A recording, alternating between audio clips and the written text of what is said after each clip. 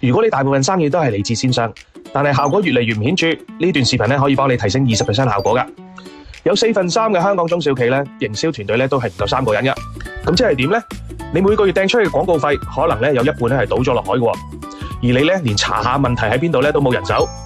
我見過太多嘅老闆，一個人又要管產品，又要管銷售，營銷只係偷時間做嘅啫。廣告投咗，銷售頁面冇優化，顧客體驗又唔得，流量嚟咗又留唔住，內容出咗冇人設，冇信任，啲客望咗一眼就冇翻過轉頭啦。線上做咗，線下實體又承接唔到，客嚟完又走。3個人嘅團隊被逼咩都做少少，每個環節都做咗，但每個環節都喺度漏緊錢。呢個唔係你唔夠努力，係你獲客嘅系統根本承接唔到，咬合唔到。我哋服務過超過500間嘅香港企業，發現細嘅團隊翻盤嘅關鍵唔係請多啲人，亦唔係抌多啲錢，而係將有限嘅精力集中喺一件事上高，先塞住最大嘅漏洞。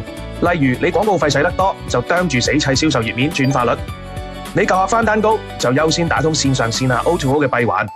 一次只解決一個問題，解決透咗先至再進行下一步。人手少就唔可怕，最驚就係3個人做緊1個人嘅嘢，錢仲白白咁流走。如果你想領到一套完整嘅銷售避坑診斷方法，私信我診斷，我可以免費同你分享。記住，細嘅團隊要翻盤，從來都唔係靠掟錢，而係靠系統嘅咬合力。菠蘿俾個 like，白頭佬幫你輕鬆做生意。